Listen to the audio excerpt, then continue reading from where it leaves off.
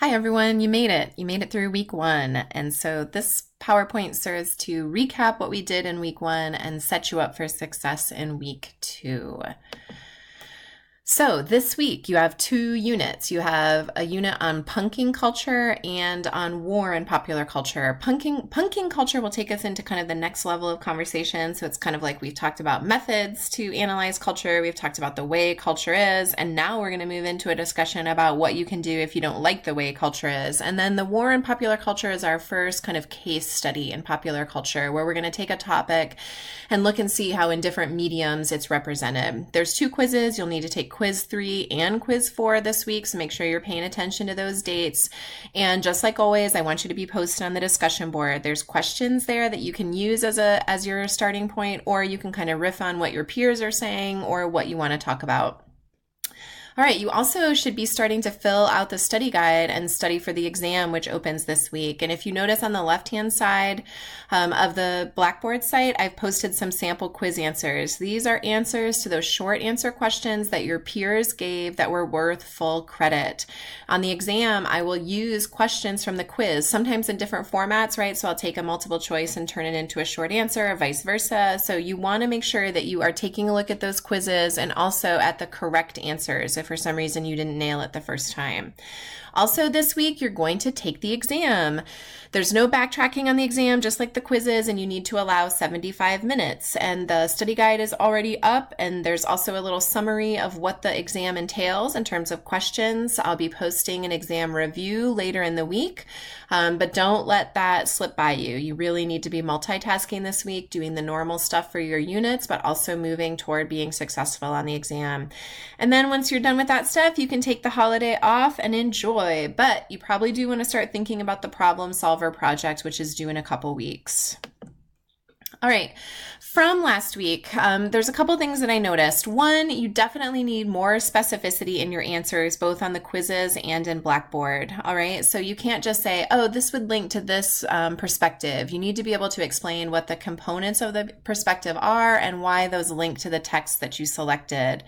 Also, I heard from a couple of you that the time on the quizzes just wasn't enough. So I've moved it from 12 minutes to 15 minutes.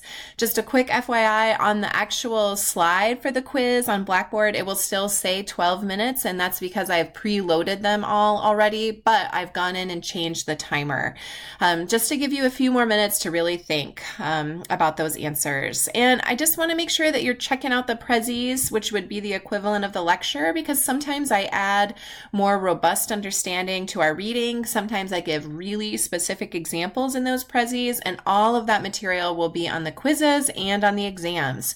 So it is not enough to just do the reading. Really, in general, I thought you guys did a really great job on the discussion boards. I do want to encourage you to take a look at my response if you haven't done so already. These first couple units, I tried to respond to everyone's post. That will probably decrease as we move forward. But for now, I really want to make sure that you're understanding the material in the way that, will help you on the quizzes and the exams. So if you haven't done so already, go back into those discussion boards and take a look at what I said.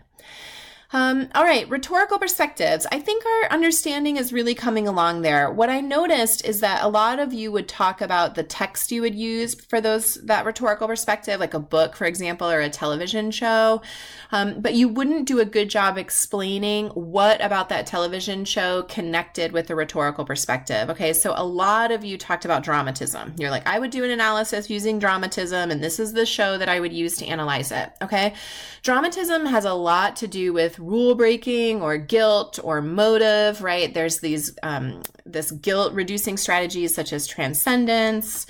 And you weren't explaining what about the text, was rule breaking or dealt with guilt, right? So remember the Prezi I talked about Breaking Bad there, right? We were able to love Walter White and think he was a despicable human being because of the transcendence and mortification that went on in the show. So I really want to encourage you to think more about the specific elements of the rhetorical perspective when you're talking about it.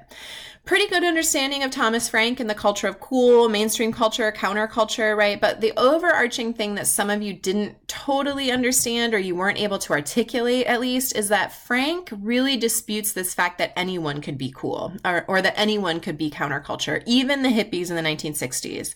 Because what he says is that these people thought they were being really resistant, but I mean, for the most part, corporations just kind of like, nodded their head and gave a thumbs up and then just started selling that style to other kind of pawns in the system, right? It's why we can like buy boho chic at like Urban Outfitters, right? So you want to think more about how you're going to talk or describe counterculture. Also, cultural literacy, I saw sometimes where you guys kind of assumed that cultural literacy was always a bad thing. It's not a bad thing. Cultural literacy is kind of our roadmap. It's the way we understand and communicate and kind of get around culture. It's the way we talk to our peers. It's the way we can like watch television shows and really understand them. Or when we watch Saturday Night Live, for example, we're able to kind of get the jokes. But faking cultural literacy is kind of where we get ourselves into trouble. And the authors for this week say that we do that because data is really our currency. We almost expect people to know as much about popular culture, to stream as many things as we do. And so you want to make sure that you're not just demonizing cultural literacy, right? Cultural literacy, fine. Faking cultural literacy, a little problematic. So if I had to give you a couple pieces of advice as you move toward the exam, one would be to reread Thomas Frank's article. All right, now that you've had just more time, you've taken the quiz, you've heard my kind of synopsis of it, go back and reread. And also really be thinking of more examples that you can take with you on the quiz and really on the exam, because I'll be asking you to provide a lot of examples and to better articulate those examples. All right, I am looking forward to week 2. And if you need anything, just let me know. Talk to you soon.